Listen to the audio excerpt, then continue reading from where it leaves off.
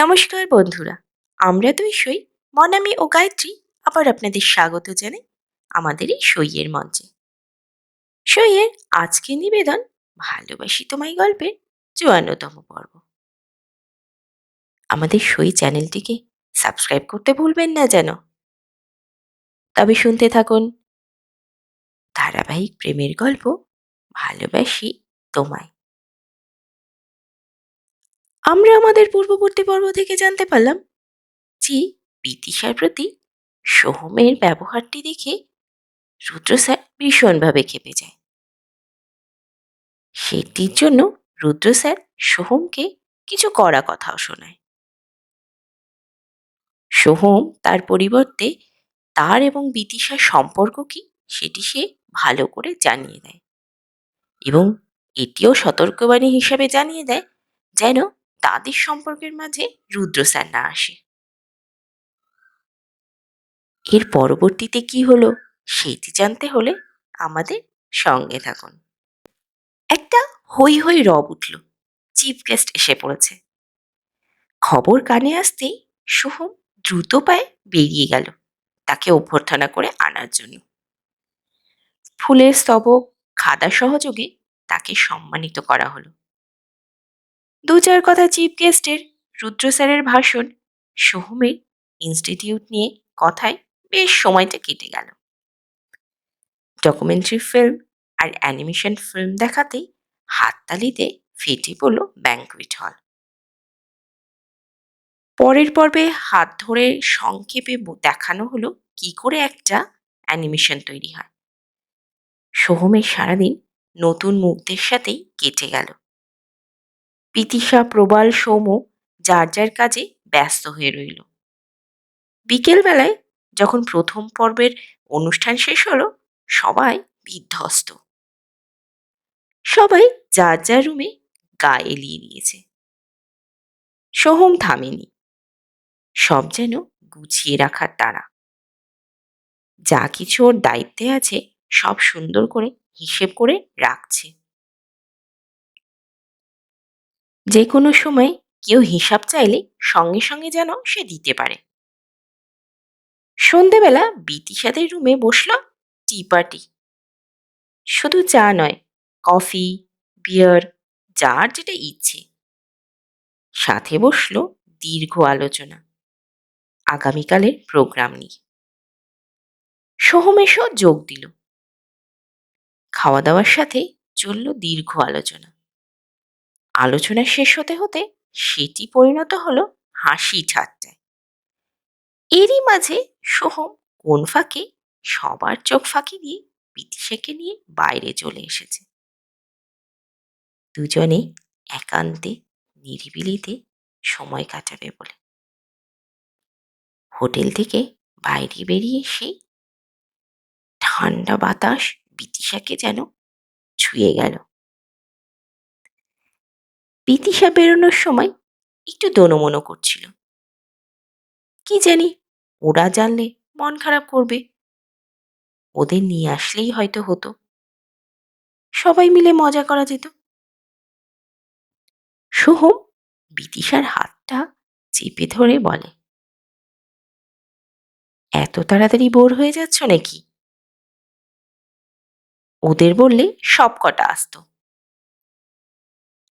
আমি এই সময়টা শুধু তোমার সাথে কাটাতে চাই বিদিশা। আমি ভীষণ ক্লান্ত।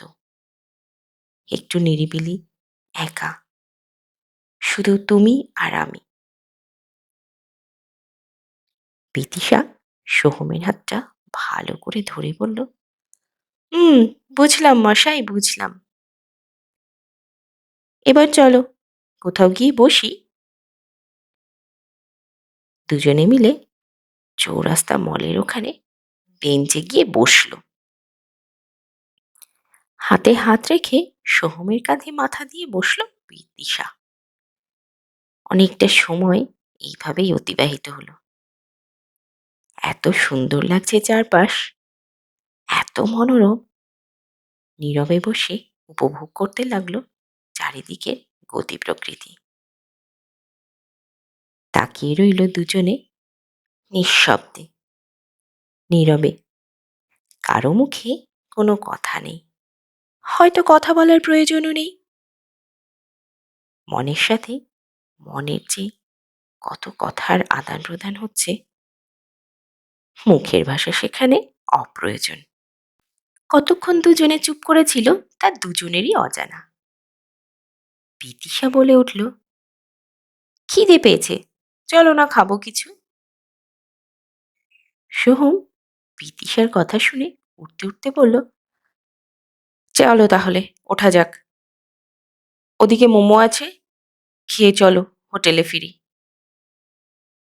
রেস্টুরেন্টে ঢুকতেই বিদিশাকে আয়ুষীর ফোন। এই কোথায় তুমি? স্যার কোথায়? সোহম মাথা নাড়তে থাকে, ইশারায় শিখিয়ে দেয় মিথ্যে বলতে। বিদিশা সোহমের দিকে তাকায় ঠিকই, কিন্তু মিথ্যে বলতে বড্ড বাধে। আমতা আমতা করতে করতে বলে, এই মানে আছি। আছি মানে কোথায়? মানে মানে কি কোথায়? আয়ুষীর আগ্রহ যেন তুঙ্গে। এই একটু বাইরে। স্যার আছে সাথে? মানে কাচুমাচু করতে থাকে বিদিশা। সোহম চোখ বড় বড় করে বিদিশার দিকে তাকিয়ে আছে, যেন সত্যি বললেই কি লেখাবে এক্ষুনি।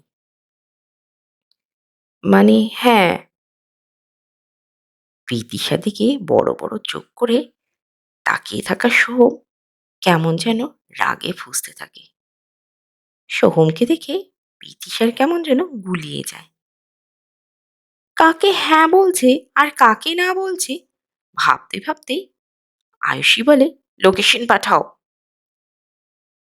ফোনটা কেটে দেওয়ার পর বিদিশা সোহমের দিকে তাকাতেই সোহমের চোখ দিয়ে যেন আগুন ঝরছে। রেগে বলল,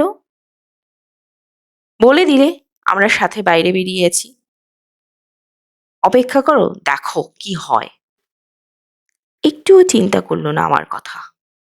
বারবার করে বললাম তোমার সাথে একটু থাকতে চাই। হ্যাঁ ছাড়ো, বুঝে গেছি, ইচ্ছে নেই তোমার আমার সাথে থাকার। থাকো গিয়ে তুমি ওই হাহা হিহিদের সাথে। বলতে বলতে সোহম উঠে যেতেই বিদিশা হাতটা টেনে ধরে। প্লিজ যেও না বাবিন, না বললে ওরা খারাপ পাবে তো। তুমি ওদের খারাপ পাওয়াটা দেখলে বিদিশা, আমার ভালো লাগাটা একটুও দেখলে না, বুঝতেই পারলে না আমি কি বলতে চাই। বিদিশা কিছু একটা বলতে যাবে, ফোনটা আবার বেজে উঠল। কি হলো, লোকেশনটা পাঠাও। ফোনটা রেখে বিদিশা মাথা নিচু করে লোকেশনটা পাঠিয়ে দেয়। সোহমের দিকে তাকাতে সোহম নেই। রেস্টুরেন্ট থেকে বেরিয়ে আসে, আশেপাশে সোহম নেই কোথাও। বিদিশার মাথা যেন কেমন ঘুরতে থাকে, মনটা অস্থির হয়ে যায় দুশ্চিন্তায়। কোথায় গেল? রেস্টুরেন্টে আবার ঢুকে বসে থাকে। কি জানি, রাস্তাঘাট সবই অচেনা, তার উপর রাত। এখানেই বসে থাকাটা নিরাপদ, একটু রাগ কমলেই নিশ্চয়ই চলে আসবে। টেবিলে 2 প্লেট মোমো অলরেডি দিয়ে গেছে। বিদিশা ঠায় দরজার দিকে তাকানো। সোহম থেকে দুমদাম করে ঢুকলো আবার। টেবিলের সামনে 2 প্লেট মোমো সাজানো। অধীর আগ্রহে বিদিশা সোহমের অপেক্ষায়। সোহম এলো ঠিকই, কিন্তু এসেই বলল, একবারও দেখতে গেলে না আমি কোথায় গেলাম। গেলাম তো, তোমাকে পাইনি তো। মোটেও যাওনি তুমি, আমি বাইরে সিগারেট খাচ্ছিলাম, তুমি গেলে আমি ঠিকই দেখতাম। সত্যি গেছিলাম। বিদিশার গলায় অনুরোধের সুর। সোহম আরও ক্ষেপে গেল যেন। বলল, ছাড়ো তো বিদিশা, এমনিতেই মুড পুরো অফ করে দিলে। মিথ্যে কথা আর শুনতে ভালো লাগছে না। বিদিশার মুখ কালো হয়ে আসে। সোহমকে বোঝাতে পারে না, দুদিনের জন্য সবাই এসেছে, কিভাবে মিথ্যে বলতো? তাও আবার একই রুমে থাকে তারা। আয়ুষিদি যথেষ্ট ভালোবাসে, মুখ দিয়ে বেরোলো না কিছুতেই মিথ্যে কথাটা। বিদিশা সোহমের হাতটা ধরতে গেলে হাত প্রায় এক ঝটকায় ছাড়িয়ে দিয়ে বসে থাকে। মোমোর প্লেট অসহায়ের মতো অপেক্ষায়, কার পেটে আশ্রয় হবে। বিদিশা সোহমের হাতটা শক্ত করে ধরে কিছু বোঝাতে যাবে, এমন সময় সব হৈ হৈ করে ঢুকলো। একদম ছিটিয়ে চলে এসেছে সব। টিচাররা তো এসেছেই, সাথে সবকটা ছাত্রছাত্রীও হৈ হৈ করে হুড়মুড়িয়ে ঢুকলো। নিঃশব্দে ভরা একটা রেস্টুরেন্ট মুহূর্তের মধ্যেই গম গম করে উঠল। সবার হাত পড়তে পড়তেই 2 প্লেট মোমো কখন যে উধাও হয়ে গেল বোঝাও গেল না। নতুন অর্ডার দেওয়ার হিড়িক পড়ে গেল যেন। মুখোমুখি বসে থাকা সোহম, বিদিশা জনস্রোতে কে কোথায় গেল, শুধু পড়ে রইল অভিমানগুলো। সোহম, সৌমদী, প্রবাল আর বেশিরভাগ ছেলেগুলো হাওয়া হয়ে গেল। ছাকনির মধ্যে থাকা চা পাতার মতো মেয়েগুলো রেস্টুরেন্টে বসে রইল, সাথে 2-1জন ছেলে। স্বাভাবিকভাবেই শুরু হয়ে গেল হাসি, ঠাট্টা, গুঞ্জন। বিদিশা বড্ড কঠিন পরিস্থিতির মধ্যে পড়ল। না হাসলেও হচ্ছে না, সবার তালে তাল মিলাতে হচ্ছে। আবার বুকের ভেতর কাটার মতো আটকে আছে সোহম। অনবরত লেগে চলেছে সেই কাটার খোঁচা। ঘোরাঘুরি, খাওয়া দাওয়া, সেলফি, গ্রুপ ফটো, প্রাণ খুলে আড্ডা দেওয়ার পর এবার হোটেলে ফেরার পালা। ফিরে বিদিশা সবাইকে 1-2বার করে দেখলেও সোহমের দেখা পাওয়া গেল না। বিদিশা সবাইকে জিজ্ঞেস করলেও সবার একই উত্তর, আছে এদিকে কোথাও। ফোনটাও তুলছে না। বিদিশার মনে অনুশোচনার সাথে অভিমান ভিড় করে আসে। হোটেলে ফিরে সব জায়গায় খোঁজ করে পেল না বিদিশা। প্রবালকে সামনে পেয়ে জিজ্ঞাসা করল, সোহমকে দেখেছো? হ্যাঁ স্যার তো রুমে। রুমে? দ্রুত পায়ে বিদিশা সোহমের রুমের দিকে গেল। রুমে ঢুকতেই দেখলো সোহম রুমে নেই। ধীর পায়ে ব্যালকনিতে যেতেই দেখে চুপচাপ দাঁড়িয়ে আছে। কোনো কথা না বলে ঝাঁপিয়ে পড়ল সোহমের বুকের ওপর। কিন্তু সোহম একদম চুপ। বিদিশা আরো শক্ত করে ধরে। সোহম তাও নিষ্প্রভ। বিদিশা সোহমকে যতটা পারে শক্ত করে ধরে, সোহমের মুখের দিকে তাকিয়ে থাকে চুপ করে। সোহম তাও গলে না। তারপর বলে, সরি বাবিন, প্লিজ রাগ করো না। বিদিশার কাণ্ড দেখে সোহমের ভীষণ হাসি পায়। মনে হয় কাল দুটো চটকে দিতে। কিন্তু এই মুহূর্তে সোহমের মান ভেঙে গেলে আবার বিদিশার পেছনে দৌড়তে হবে ওকে। তার থেকে এই ভালো বিদিশা সোহমের জন্য কত কি করতে পারে সেটা উপভোগ করা। সোহম নিজেকে সামলে সামনের দিকে তাকিয়ে থাকলো। বিদিশা, বাবিন প্লিজ শোনো না, তাকাও না আমার দিকে। বলতে বলতে কখনো মুখ টেনে নামানোর চেষ্টা করে, কখনো হাত ধরে টানাটানি করে, কখনো আবার কানটা মুলে দিচ্ছে। সোহম যেন পাথর। এদিকে বিদিশা বুঝতে পারে না সোহমের মান কি করে ভাঙানো যায়। শেষে ব্যালকনিতে রাখা চেয়ার টেনে আনে।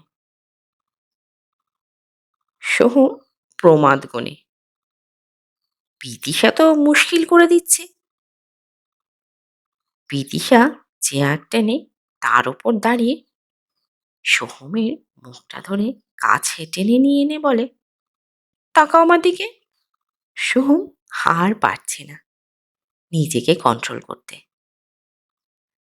আর পারবে না কিছুতেই। হুম, কিছুতেই আর পারবে না।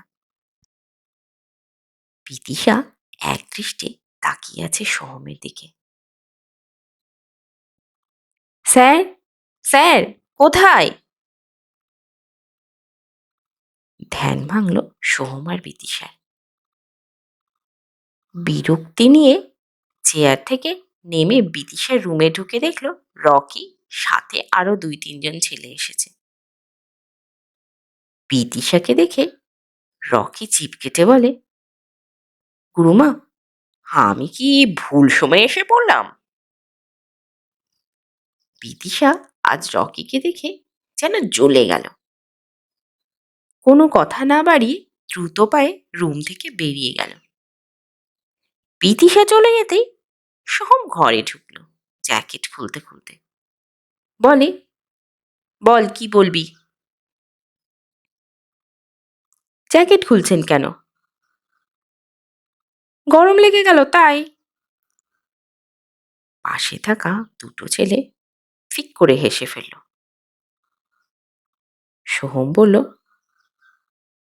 মনটা শুধু ওই দিকেই, তাই না? খুব ভালো শিক্ষা। ছেলে দুটো একটু চুপসে গিয়ে চুপ করে দাঁড়িয়ে রইল। রকি বলল, প্রজেক্টরে একটু প্রবলেম হচ্ছে, তাই এসেছিলাম। সোহম দীর্ঘশ্বাস ফেলে বলল, হ্যাঁ, চল দেখি গিয়ে। তো বন্ধুরা, কেমন লাগলো আজকের পর্ব? আজকের পর্ব কেমন লাগলো তা কমেন্টে জানান প্লিজ। আপনাদের একটিমাত্র কমেন্ট আমাদের এগিয়ে নিয়ে যেতে ভীষণভাবে উৎসাহিত করবে। আমাদের গল্পটি ভালো লাগলে লাইক, কমেন্ট ও শেয়ার করুন। আজ এই পর্যন্তই। খুব তাড়াতাড়ি আবার দেখা হবে। ধন্যবাদ। ভালো থাকবেন।